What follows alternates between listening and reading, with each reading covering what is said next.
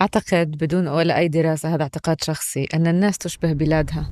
يعني تنعكس البلاد بواقعها السياسي، التضاريس، الجغرافي على الأفراد والأشخاص، يأخذون شيء من بلادهم. هل يشبه الإيرانيون موقع بلادهم الجغرافي؟ هل يشبهون طابع هذه البلاد الحذر أحيانا والمندفع أحيانا أخرى؟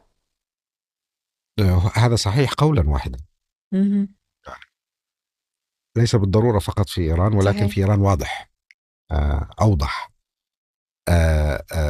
مثلا المجتمع الإيراني في علم الاجتماع آه، المعروف موجود في العالم يصنف على أنه مجتمع قصير المدى.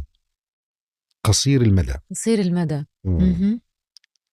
المجتمعات التي تصنف قصيرة المدى هي المجتمعات التي تعاني من هواجس، خليني أقول فيها شيء من الرهاب بفكرة الاستقرار. فيش تخطيط هذا طويل بنحكي المدى. على المجتمع، أها. ولكن نأتي إلى إيران. وين بتشوفيه هذا؟ مهم. هذا بتشوفيه عينا في التعامل مع الإيرانيين في الأمور البسيطة. يعني بتشتري سيارة تشوفيه عينا، تستأجر بيت بتشوفيه عينا. يعني ما أريد أن أقوله بأنه شخصية أو مجتمع لا يشعر بالاستقرار، رغم أنه أنت بتشاهديه من بعيد.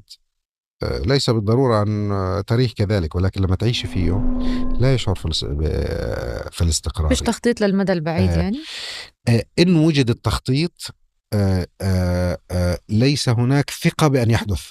في احتمالات كثيرة يعني. ليس هناك ثقة بأن يحدث.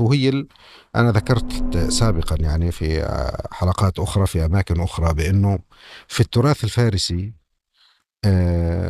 في قصة بتعطيك انطباع كيف يفكرون مهم. يعني. والقصة تقول بأنه شخص يسأل شخص آخر أنه من هو الفارسي الأصيل، الفارسي وليس الإيراني، فارسي الأصيل. فالشخص الآخر يجيبه بأنه الفارسي الأصيل هو الذي يفكر بشيء ويتحدث بشيء آخر، وفي قلبه شيء ثالث، وفي جيبه شيء رابع، ولديه شيء خامس كخطة بديلة إذا فشل هذا المجموع كله. مهم. يعني هو شخصية لديها دائما في جيبها 1 2 3 4، لا إذا هذا لا هذا، إذا هذا لم دائمة الحسابات بهدف ماذا؟ بهدف البقاء. مم. يعني إذا سحبت هذا الكرت مم. عندك خيار تفوز، إذا سحبت هذا الكرت عندك خيار تفوز. من هنا تأتي القدرة على التفاوض. التفاوض، تأتي القدرة على التفاوض، ويأتي الغموض، ويأتي كل المصطلحات أها. التي يصبغ فيها تصبغ فيها الشخصية الإيرانية، هي تأتي من هنا. أها. آه، مغلفة. شيء ونقيضه يعني.